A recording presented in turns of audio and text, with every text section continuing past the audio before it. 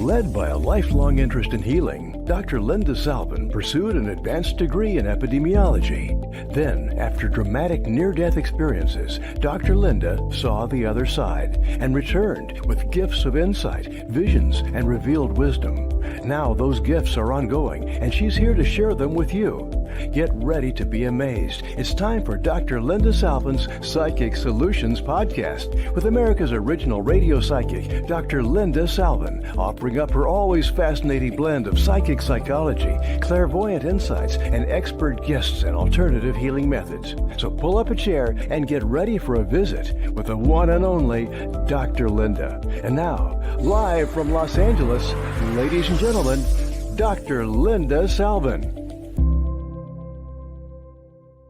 Hi, welcome back to another Psychic Solutions podcast. I am Dr. Linda Salvin. I'm a PhD in metaphysics and your host every Tuesday, Wednesday, and Thursday right here on the network. And you'll hear the podcast. You could go to drlindaradio.com where we upload the shows, and there's 100 different platforms out there, the YouTube, the Facebook. It's everywhere. Wherever you want us, we're going to be there. I've got a ton of shows lined up between now and the end of July that you're going to just love, all these different people's experiences.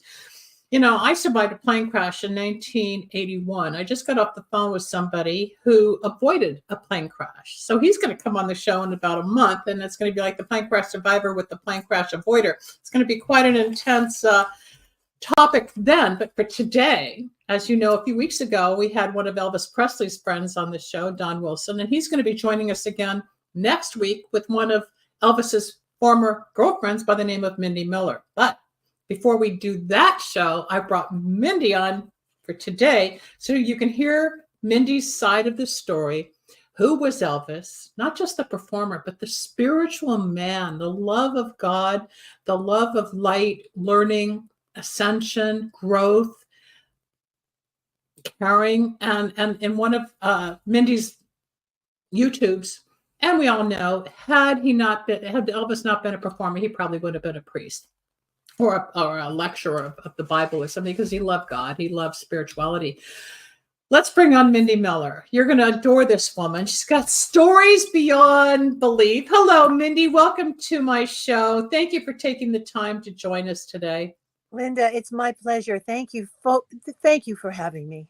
Well, you've got such a story, such an experience, and there's a lot of controversy out there. He's not really dead. You got this one in Arkansas that's playing piano that's really Elvis. You've got the four brothers that are really part of the gimmick. And the bottom line is, I don't think that that's really real. Right. You dated him. You knew him. We have pictures. You have stories. You have history from the 60s. This was part of your legacy, was to know this man. Yes. I met him in the 70s, actually. I met him in 1975. I got it off for 10 years, sorry. Oh, that's okay. It was about March 12th or 13th. I met him, 1975, at his home in Bel Air, 144 Montevale. And the house right across the street, oddly enough, was where Michael Jackson had his beautiful home, and it's where he passed away. And as we all know, he ended up marrying Lisa's daughter, Lisa. Yes. So their houses were right across the street from each other. But Michael was not living there at the time that I met Elvis and was dating him. But yes, I met him, and we dated. I went on tour. I went to his funeral, his private and public funeral. And we bonded on our first date, the first night, over spirituality and godliness and the Lord, the God of our personal understanding.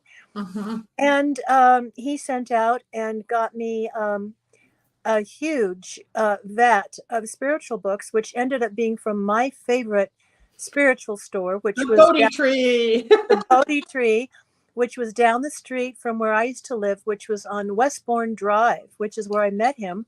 And he picked me up for our second date.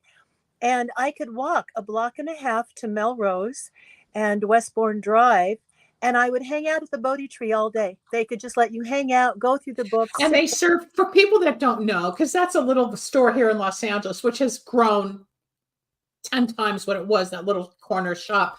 Yeah. But in the 80s, before all the explosiveness of the spiritual movement, the New Age movement, God, the Buddhas, crystals, psychics, numerology, all of it, which is all under the umbrella of metaphysics, spirituality, there's a little corner store that was like a little house turned into a bookstore on all the topics you could imagine. Yes. From, they had gay sex and spirituality all the way to going to the moon and orbs and aliens. I mean, you name it, they had everything. You could do chakras, you could find books on your birthday and what does your birthday mean, and I mean everything you could think of.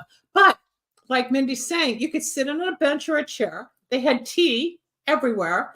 And sometimes they had cookies out, and it became like a library. And they didn't say, okay, you've been here too long, you're touching too many books. Nobody ever harassed anybody. No.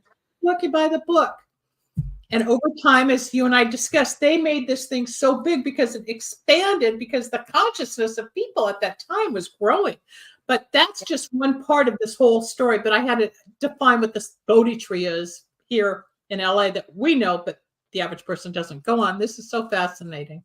Yes. And, I'm so sad that it closed down, as so many stores did. And they are now online. So when people come to me and ask me what were the books that Elvis was studying and reading and where can I go, I always point them to the bodhitree.com.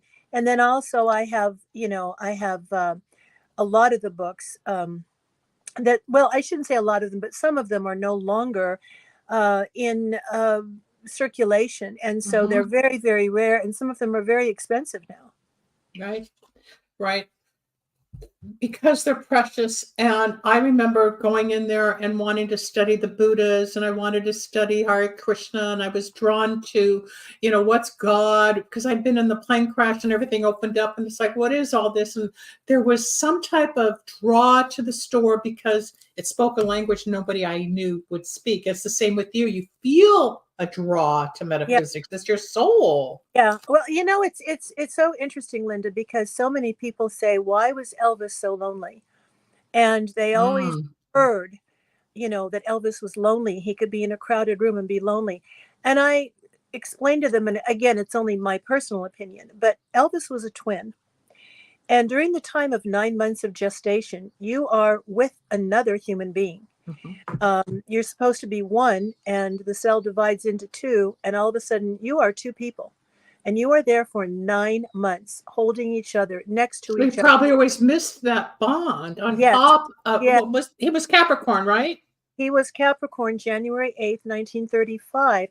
And I don't think that a lot of people think about that, because during a gestation period, if you have a twin or a sibling, whether it's a triplet or a quadruple, birth, there's going to be something missing, because you are born of that, with that. And here he was alone, and he always pondered, what if my brother would have lived? Would we have both been singers? Would I have been? I'm getting chills. Why did he die? Why did he die before me? And I came 35 minutes later. And then, of course, with his belief system and his openness, not just for the Bible, because I have to be careful what I say, because a lot of people from the South will say, no, but he was a Christian. And I say, yes, he was a Christian. Yeah, but this goes beyond, and this is what I always work out on my shows. Spirituality, and I've been doing this for over 30 years, has nothing to do with organized religion. Spirituality is bigger. It did in the 1500s, prior to King Henry VIII seceding from the church. And that caused all kinds of problems between Christianity and Catholicism. And this happened during the time of Anne Boleyn, which was his second wife after Catherine of Aragon, who was, just adored and loved, who was Queen of Spain. And so, it was all together at that time. And when the church seceded, spirituality became a whole other ballgame, and religion, which is organized by humanity, became something else. So it's one thing to believe in religion. It's one thing to religiously go to church, to religiously brush your teeth every day. It's a whole other thing to understand the spirituality of life. Become a spiritual entity. And I truly believe, Linda, that you either are or you are not. And I believe that the people that are very spiritual entities on the 3D planet, which is the physical plane that we live on this earth, are they're old souls. People that are spiritual entities are old souls, usually. Yep. Most of the people I meet are very old souls. We get and we recognize each other immediately, which is what happened with Elvis and I. People that are usually new souls don't believe in this. They Vibration, and you don't really. they don't understand vibrations. They don't understand the hierarchy of the 7 planes after the physical plane. They're not into manifestations. They don't listen to their gut level, that little voice inside of you, which is your id, your soul, your God internally, giving you expertise on, well, you should do this, maybe you shouldn't do this. Well, I'm not sure about that. And it's okay. I don't fault anyone, because we are all on our own separate individual journey that we came here. Now, whether we willed ourselves here is something that I think is very intriguing. Some people will say, well, we willed ourselves here. We willed here. Or we reincarnated 1,000 times to come back to do it again. Yeah. We could go into a whole metaphysical show at another time, but I want to focus on you, your acting, Elvis, and yes, the spirituality, because this is going to lead into the show next week with Don, who's been a friend of mine since we did a TV show in 01 or something. And Don and I have gone through time, and he brought you to me after I did the interview with him. And, because I want to clarify some of this, but the metaphysics, I mean, I obviously can talk metaphysics forever. I mean, I just bought new gems, and I was at a store with a friend of mine the other day. She's a dentist, and her husband's not into all this, but she and I get into all the different crystals and selenium and the chlorides, and we start playing with the energies and psychic, and someone's psychic, and you and I could have a field day. But let's go back to, all right, what sign are you? He was Capricorn. I am Cancer, July 10th. So I have and what's the opposite of Capricorn is Cancer. So your opposites. Yes. Capricorn and in Linda Goodman's sun signs. Well, I'm a Capricorn. I know. That's perfect match. She states that we are a very great match sexually now. Yeah. Well, all water and earth get along, because earth needs water, water needs the earth to absorb and nurture. But that's a whole nother topic again, between the astrology signs. There's so much. But when you two met, was it an instant recognition, not just starstruck? I know you weren't starstruck because you've been in the industry, right? Yeah. But let's, Rebel, pull up some of these photos on the plane and the car. Let's show people that Mindi has been with Elvis. All right, that's not Elvis. That was a movie you did. What movie was this? Let me put my glasses on so I can see. Well, let's go to Elvis. That's not Elvis. There's Elvis. Okay, so there's Elvis coming down. Here you are coming down the steps from the plane. You can see Elvis. Let's go to the next one. There's a little better picture. You know what I wanted to tell you about that picture, though? This one, the black and white, is we were in the bedroom in the plane, and we were studying and we were reading. And what I think is so fascinating about he's carrying the books. He's carrying one of his Bibles, one of his many Bibles, and some of the spiritual books that we had just been studying and reading. And so this picture for me personally means a lot to me, because we had literally just come out of the bedroom, and to have him holding these books and coming down the stairway, the plank, for me, it's just so special, so special. Is that you coming down before him?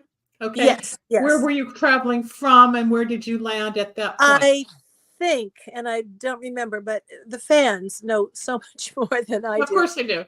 I don't, they say, well, what dates did you date him? Where were you on this date? What time was that particular concert? That's also insignificant compared to what's real. And I say, I was not a fan in that way. And I don't mean to be rude to the fans, because I love them. But I was not that person who wrote down every single thing and everything we did and which Hilton hotel we were at. I didn't do that. But I think we were on our... Hold up for a moment there, Rebel, because there's a lot to talk about with this little collage, Mindi. Oh, yeah. I think we were on our way to Captain Kennedy's cousin's funeral. Now, I could be wrong, but I remember people keep asking me, why does Elvis have his coat on and you don't have anything? And what happened with that was that we were at Graceland, and he was getting ready to record in the Jungle Room the next day, which was the last time he recorded.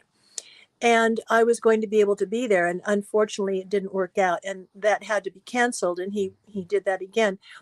But Captain Kennedy's cousin committed suicide, and Elvis got a call, and Captain Kennedy, the police officer, asked him from Denver, Colorado, asked him, could you please come to the funeral?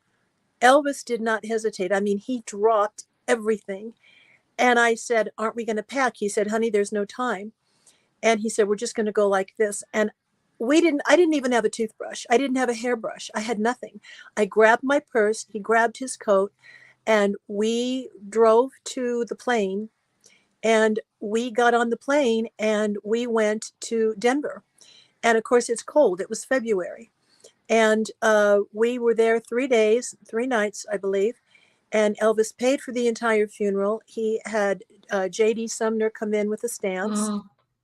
He had everybody come in. We sat in the pews to the side.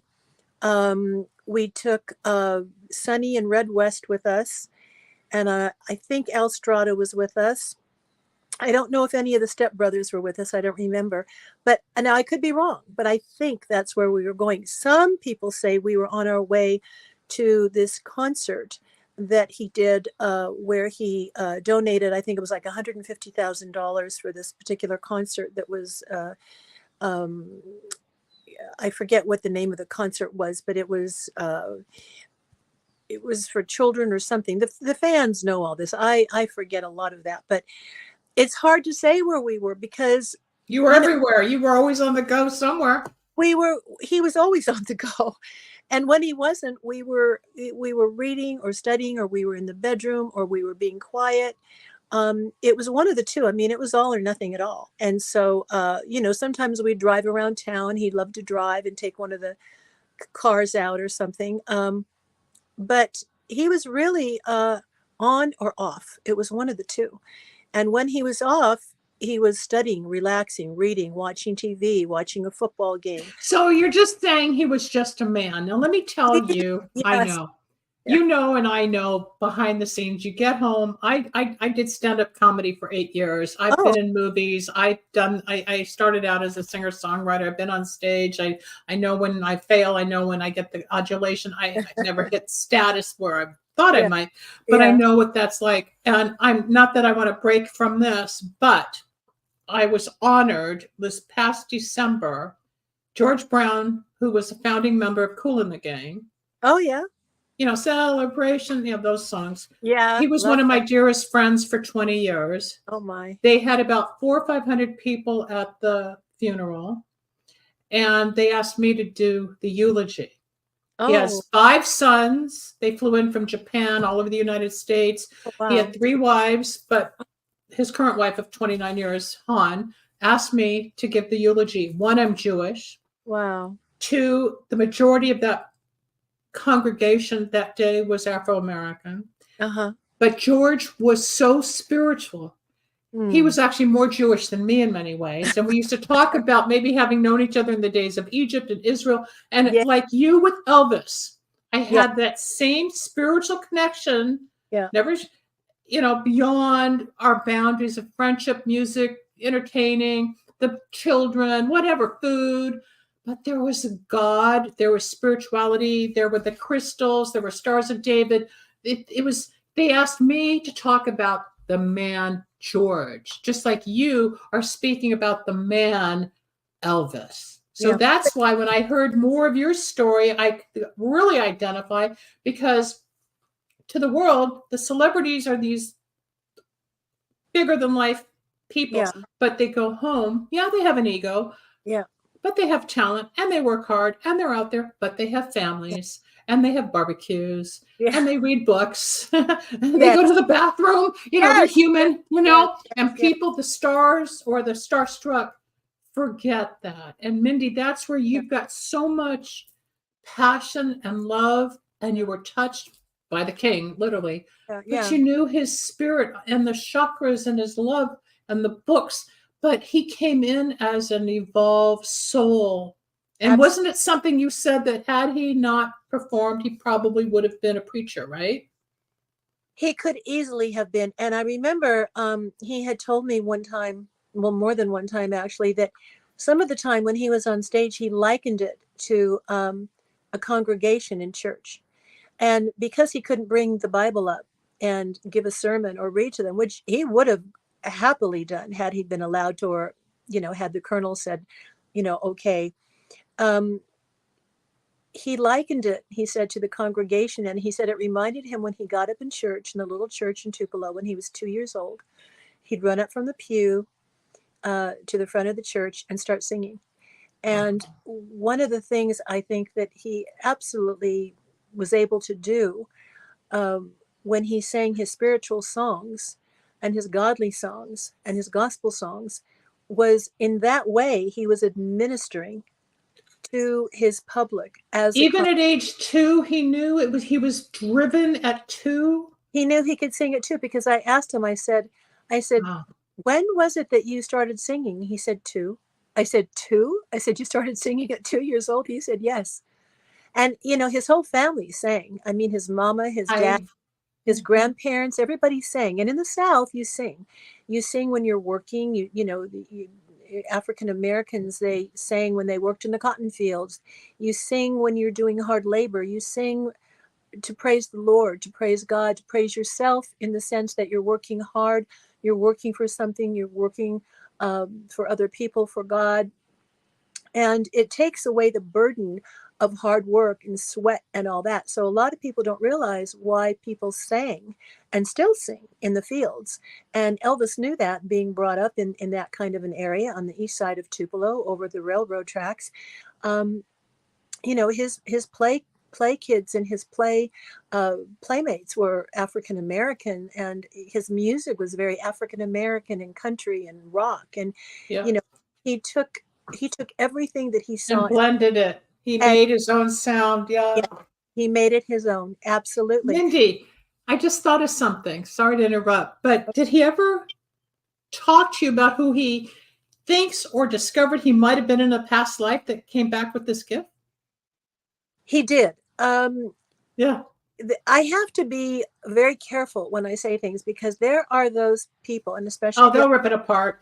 They'll rip it apart, and they'll say, oh, he wasn't Nostradamus, he wasn't this, he wasn't that. But he felt that he had been incarnated at least 2 or 3 times. And he was such an old soul. And old souls recognize each other immediately. There's something in the id, in the vibration, in the energy that, you bring back and forth to each other, because you're resonating. And when you resonate with another entity, whether it's an animal, a tree, a leaf, there are vibrations there. Everything on this planet is energy. The planet is energy. The moon is energy. The protons, the neutrons, the electrons in your body, in the massive space, it's all alive. I don't think a lot of people always think in that term, but they are. And he did believe in reincarnation. He felt, of course, that there was only one king, which was Jesus Christ, but he had such an open mind. And there are a lot of his fans who say they love him, but they don't choose to believe that he may have felt that way. They choose to believe something else. Now, it's our choice into what we choose to believe. That may be your own truth, and I'm not going to dispel that with someone. I'm going to respect that and honor it. And they may not be on the same path. None of us are on the exact same path. No, we all learn at different levels, come in. When I was in early radio days, and I started all the psychic readings on KBIG 104 right here in LA, and then I went on to national shows, but I would do the readings and I would talk about God spiritually, not religiously. And then I would get phone calls on my answering machine back then. Oh, you're doing the work of the devil and you shouldn't be doing this. You got blood of Jesus on your hands. I said, you know what? If God didn't want me to have the gift, why'd he give it to me? Everybody's got to put you in a little pigeonholed box because they believe this. Yeah. But if I experience that, or you or he, who's to say who's right and wrong? We all get there at the same time. Well, I've said that times, and Elvis said the same thing. We both said, I don't care how you get there, as long as you get there. You may study Then you may study Buddhism. We're all climbing a different ladder. But as long as Correct. you're climbing and as long as you're looking for that, that's what matters. I don't care how you get there, just get there. And, it's funny what you just said. 2 years ago, I was invited to the Tiger Man karate dojo, which is one of the dojos that Elvis used to train and study his karate, his kenpo. And there's a person who I know, I don't know her anymore, thank goodness, but I did know her for many, many years. And she came on and she put on her page on Facebook that I was doing a seance. And how dare I do a seance? And she was saying I was charging people an extraordinary amount of money to be paid, and that I was trying to bring Elvis into the dojo. Now, our show was sold out, and we had the most lovely, wonderful people. I had asked everyone to please wear white in respect of Elvis, because white and blue were his favorite colors. Most of his jumpsuits were white. Is that why he also His had the white 17 cars? limos at his Yeah, were white. Oh, she froze. Hold on. 7 and okay. I'm here.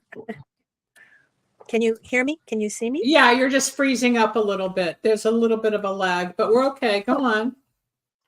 Okay. Yeah. So one of his favorite colors was white. Most of his We lost you again. jumpsuits were white. The 17 limos at his funeral. I don't know what's happening. That's very interesting. That's very intriguing right now that I'm freezing speaking about Could be that. him interfering, saying that's enough, I'm going to try Mindi. this again. Let's see if it does it. 17. White Elvis, if you're limos. here and you're interfering, please don't, because I'm trying to help raise your legacy here. So the 7 and 1 is 8, which was Elvis's number, the number he was born on. They were all white. The interior of his casket was all white satin. It was just beautiful. And so, I asked everyone to wear white. It was so beautifully done. And I had candles surrounding, on stage, and I had the lights dimmed. It was a beautiful, wonderful spiritual experience for them, for me, for everyone. And we stayed over 3 hours and we talked Mindi, and that we must have been visited. beautiful. It was incredible. It's online. People can see it on YouTube. Yeah, I watched And it. I remember. the thing of it is this particular person who was in the Elvis world put a picture of a witch stirring a pot, stating that I was some sort of a witch and I was doing a seance, and how dare I charge people to come in, and what was I doing, and isn't this sick? And this is a person that's going to be speaking during Elvis Week for EPE. And this is also somebody that didn't understand the spirituality, the connection you had, the inner Elvis that probably this person didn't even know about, because I don't think Elvis would tout it all the time. He had his personal life. No, and this person is not a That's also when people are jealous of you. You know that. The jealousy when they have to attack. I get it all the time. Yes, they attack, right? Very jealous. She's very bitter, and she's jealous of anyone that dated Elvis. And I won't go into it because it's not a show about that person, but this is what's really sad. And there are some producers and event planners that don't want me to speak about the spirituality, maybe touch on it, but they don't want me to go into detail because they're afraid that they'll lose the audience, that not everybody's into it, which they're not, but they still love Elvis. And they would rather hear the stories of he bought the car, he gave you the ring, he gave you money. All the material stuff. It's all the material stuff, but it's so old. And I am one of the only people besides Larry Geller that speaks about this, because we really, really studied with him. And so, if I go out and do my own shows, I will be doing spiritual shows. And I want his public, which is what he wanted his public to know about him. And he couldn't get up and speak to everybody about this. And so his fans have come to me and said, we love the fact that you speak about this. I started a spiritual page on Facebook, and I keep it extremely, extremely small for that purpose. I don't take very few people on. No, there's so much bashing and BS out there, Mindi. I know. I got scrutinized a few months ago, and I was going to have this girl in England who claims she's married to Johnny, who's one of the brothers. And Elvis is still here. Only Elvis is the only one that's married. And then Tony is actually Pastor Bob in Arkansas.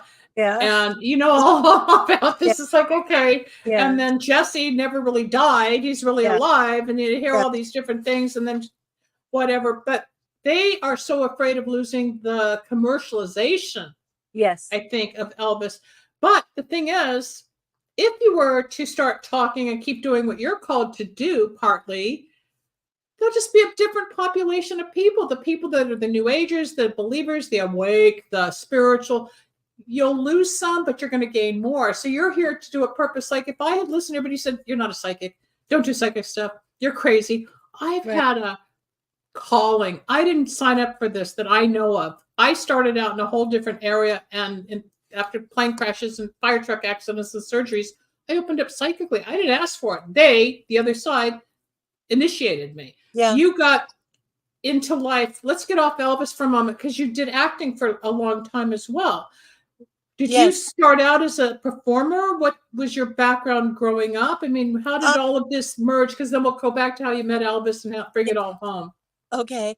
I was adopted at birth, at birth. And the woman that adopted me, beautiful, wonderful woman, she has unfortunately passed on, Christian woman. And when I was 7 years old, she told me I was adopted, which of course was an absolute shock. And I said, well, who were my parents? Do you know? And she said, well, I think your dad was an actor. And I remember very vividly saying to her, Linda, I said, oh, Mom, you're just saying that because you know I want to do acting, you know I want to perform. And I was singing in school and dancing, and I was in the choir. And she gave me flute lessons and guitar lessons and all that. So I thought she was just teasing me or saying something she wanted me to hear. Well, many, many years later, I was doing a film, one of my many films, and it was called Sacred Ground. It was a family film.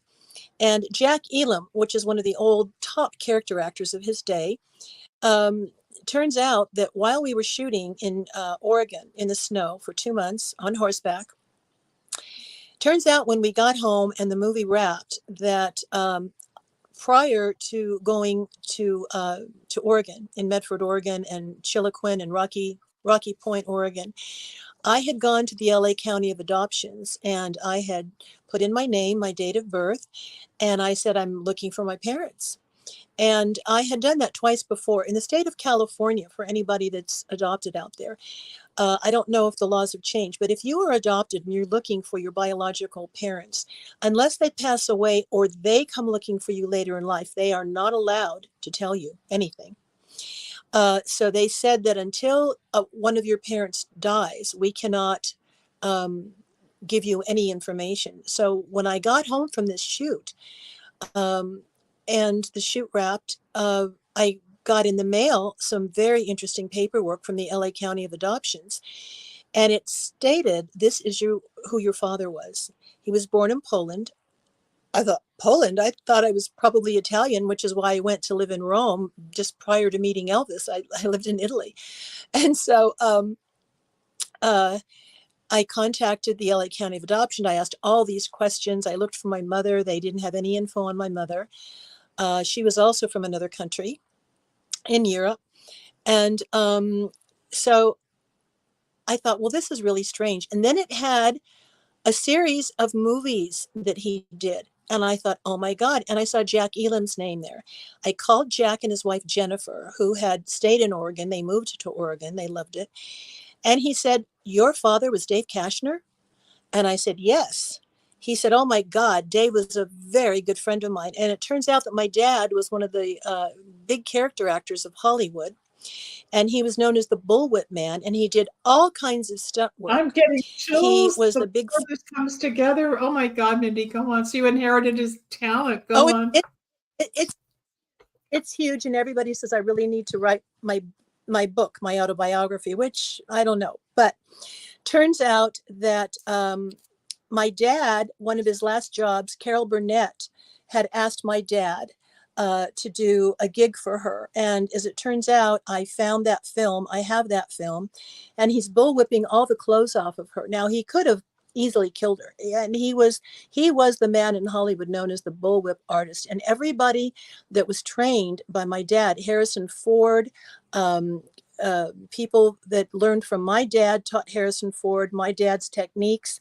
Catwoman Halle Berry, when she used the whip, anybody that used a whip was my dad, Dave Kashner, whose name was Kavashny.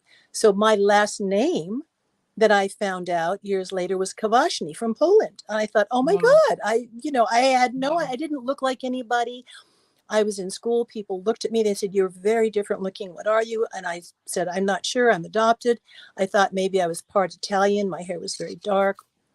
And turns out that he worked with Errol Flynn. He was the flogger in The Hunchback of Notre Dame. My dad worked with Barbara Stanwyck. He worked with everyone. Now, look where you had come I known from, this that, legacy. Yeah. Wow. he was huge. And then my mom, I found out a little bit about her. She was a singer, dancer, actress, and her mother was an opera singer, which is where I get my love of voice. So from the time I can remember, Linda, I was always like a kid performing. I was in children's theater at 12 years of age. I was performing on stage, doing children's theater for children, by children, of children. I was always in the industry. Now, I never made it big. I'm not, I tell people I'm not Meryl Streep. I stopped at a certain time in my life. I did other things, but it was, I miss the entertainment industry. I love it. Now it has changed very much so. I'm not thrilled. I'm not thrilled with what's happened to it. I don't really care to be a part of what's happening now, but having said that, I'm very, very grateful for all of that. And because of Jack Elam, he got on the other end of the other line, his phone in his house, and he said, Jennifer, hold that. Go ahead. We want to send Mindi pictures. We want to send Mindi pictures of her father. So when I got pictures of my dad, and I finally saw someone that I resembled, that I had a human face to look at, I cried. My. I cried like I thought, you identified, and you probably brought a piece of your heart and soul together to make you real. Yeah, it still does. And the really sad thing, and this in itself, this little conversation here is a book in and of itself. It turns out that my dad lived 1.5 miles away from me in Beverly Hills, and I never knew it. Whoa, I'm getting chills right and left. And that's confirmation of spirit when we get chills. I was talking to somebody earlier on Zoom, and he was talking about an experience, and he was getting chills. I said, yeah, chills are the confirmation of spirit that you're telling the truth. So when we get chills or goosebumps, however you want to define it, you're being told by the other side, it's real. A lot. That's real. I mean, you've got a lot of synchronicity in your life. You've had a lot of joy, a lot of pain, a lot of upset, like everybody. Intriguing life. I've met some incredible people, from politics to senators, congressmen, entertainers. We lost her. Okay, I'm Dr. Linda Salvin. My guest today is Mindi Miller. She's going to call back in. We've got about 15 minutes left in this broadcast. She just dropped out. Yes, Mindi was his girlfriend at one point, but it's not just about being his girlfriend. We're talking about spirituality. And Hassan, spirituality versus religion because you're a priest, but you also understand the spiritual work that I do. I brought Mindi on to help dispel some of the myths out there because there's a lot of groups that are claiming there's four brothers that all portrayed Elvis at different times of his career because not one man could do everything that Elvis did, blah, blah, blah. If you go back into the archives a few weeks ago and see Don Wilson's interview with me talking about Elvis, and then next week we're going to bring Don and Mindi on together to talk about Elvis and help dispel some of this because they, if anybody, would know if there were three other men portraying Elvis and not. There she is. I knew she'd be back. I was just recapping that I brought you on and Dawn, and then next week all three of us, because I want to dispel some of these myths out there that there's these brothers and all these people that acted as Elvis. And if anybody knew more of anything, it's you who was right there with them the whole time. You would have known if there were three other men that looked like Elvis sitting on the plane, going to the gig, or whatever. But the truth is, your own history, your own soul, coming from two artists that had names in Hollywood, or your grandmother being a opera singer, and how we inherit our gifts. We inherit genetically, we get talent. Doesn't mean we're going to follow it all the time, but you also are on a higher level, and the ascension that you go through with the fourth and fifth dimension and understanding spirit. And don't you know it, that as soon as you said, Elvis, if you're here trying to intervene, it's quieted down, and unfortunately you lost contact. But he's around. I know he's around. We can talk about that another time too, or you can bring him in. I won't channel unless I'm asked by somebody who knows them. I don't do sensational work. If somebody wants me to do it, then I have to know somebody invited that. But yeah, you should do a book. Yes, you've got probably 3 or 4 books inside you in different areas. But the gift, I do, in different arenas. But I will say that the only 3 young men that were around that were Elvis's brothers were his stepbrothers, Billy, Ricky, and David. And to my knowledge, and to his immediate family's knowledge, there are no other brothers or sisters. There are many people that claim to have biological root to him, but that is not true. None of that is true. Billy, Ricky, and who was the third boy? Billy, Ricky, and who? There was David, Ricky. Oh, David. Billy and Ricky. Okay. Ricky unfortunately has passed away. David is still out there, and he's writing his books. But the thing of it is I think a lot of people say, and I'm going to dispel it immediately as far as the rumor goes, they think that Elvis fooled around so much that there just has to be illegitimate children out there. And I will tell you very honestly, Elvis did not have intimate relations with every lady that he dated or that he was with, even for years on end. There was no relation intimately there with some of them. And he was very, very careful about that. His mother was very careful to talk to him about that. And so was the Colonel. So those rumors I'm going to dispel. There are no brothers and there are no sisters except his 3 stepbrothers. And that was it. Thank you. Thank you for that.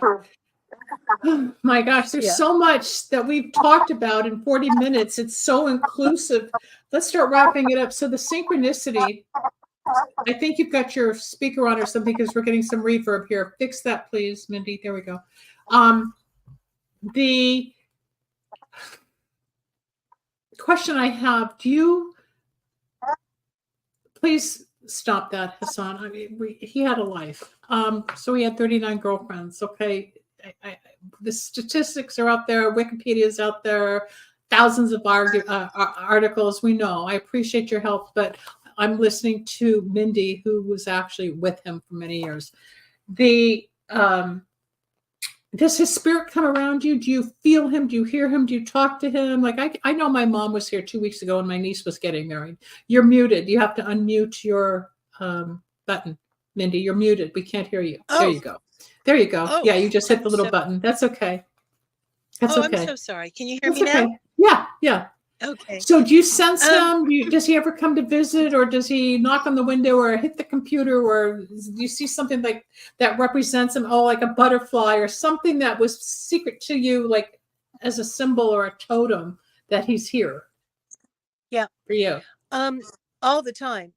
There are so many times that I will go into a store or I will go somewhere, and literally as I'm walking in the store, one of his songs will start. It's usually Love Me Tender. And what's interesting about that, and there are so many other things that we can talk about, and the next show I'm going to make notes to let you know about. I call that the universal DJ. Is that, go on. Yeah. Okay. One of the things was he came over to the stage one time, and I was sitting at the side of the stage where the girlfriends sit. If you're on tour with them, they have you sit at the side of the stage. So I very rarely saw him from the front. And he came over, he walked over to me and he started singing Love Me Tender. And as he walked over to me at the side of the stage, he bent over and he said, "Hello, Mindi." And it's on the recording, you can hear it. And what's interesting is that every time I go somewhere, not every time, but I mean so many times when I'm walking in a store or something, it's always love me tender. And I have his fans come to me and say the same thing, and I posted one time about one thing where uh, I was going out. I was in Laguna Beach, and I went to 3 different stores in the same day, one after the other. And every single store I was in started to Have the play Love Me song. Tender. And then the last yeah, and then the last store. Oh, and one thing I'll share with you, which was fascinating. I was in a secondhand store. I'm a thrifter. I love thrifting. So I was in a secondhand store in Laguna, and I walked in, and there was nobody in one of the rooms. It was just nobody there except a woman sitting at the very, very end who would, take your money or take your little treasure, whatever you found. And all of a sudden, I heard this dee dee dee dee dee dee dee dee dee dee dee dee. In the middle of nowhere in a little thrift shop. Nowhere. Now, there was nobody there. And I thought, well, that's weird. And I looked up, I looked around. There were no speakers. There were no speakers in the ceiling or the walls or anything. And I walked up to the lady at the very end and I said, did you just hear some music play? She said, no. I said, do you have a radio on somewhere? She said, no. I said, I'm getting okay. chills again, And I went back. Mindy. I froze. No, I'm getting Did I chills. freeze? No, I'm getting chills because I know that this is your experience. Oh, okay. He appeared for you. I've had many, many experiences like this. Mhm. And I went back into the rest of the room, into that area. And I started looking around thinking, well, maybe there was something, I don't know what it was. I was looking around, and there was this globe. This was during Easter. So it was March or April, I think. And I was looking around, and in this corner of the room, I saw this little globe with bunnies in it. And it looked like something from the 1950s. And I picked up the globe and I turned it over to see if it was a snow globe with these bunnies in it. And it was a music box. And I cranked the little, little thing that you crank, the little screw there or whatever. Okay. It was on the off position. It wasn't on. So I cranked it on and I set it back up. And all of a sudden I heard this dee dee dee dee dee dee dee dee dee dee dee dee dee dee dee dee dee. Love me tender. Love me do. Now, there was We have nobody. 2 minutes. We've got to wrap this up. We've only got 2 minutes. There was nobody in the room. I left it there. I went back the next day to buy it. I bought it. I brought it home. It still plays. It's beautiful. But many, many things when we do our spiritual show, I can share with you about this. They're unbelievable. They're just unbelievable. Bring the globe and have it to show when you and Dawn are here next week. There's so much. We could do a whole year of this stuff, but we are out of time. I want to thank you, Mindy Miller, for coming on, taking your time, trusting me, because I know from Dawn that you're not open to all this any more than I know Larry was invited, but he's not doing this anymore. But the secretive privacy, your own private life, your story, you're not out there doing this all the time. And I'm grateful and appreciative that you trusted me enough to join me. And the next week with Dawn, that we both have history with. So you go backstage. I'm going to close the show. You'll get a copy of this to do what you want. But your stories, and I know he's here because I can feel it tingling, and it's like little Tinkerbells. When a spirit's around, you get a chill or you get some type of sign. Is it odd or is it God? And that's the spiritual world, not religious people. But Elvis Presley was spiritual. He knew life, love, friendship, family meant everything to him. Yes, he had the billions of dollars, but he still had a soul. He had a soul. He's just on the other side, Linda. He is. He's on 5D in the 5th dimension. We're still here on the 3rd dimension, and we will all go back to source. And we'll all see you next week as well. Yes, we will go back to source because our journey here is leading us to there. Thank you so much, Mindy. I'll see you in a few seconds.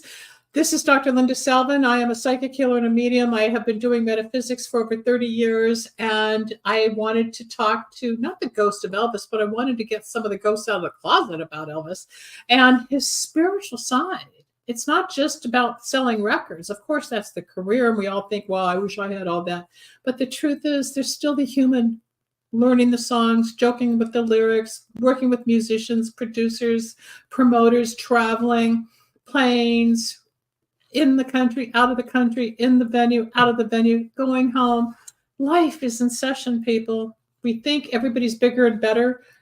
We're all on our journey. Next Tuesday's show will be Don Wilson and Mindi Miller, and the three of us are going to talk even further about Elvis's spirituality.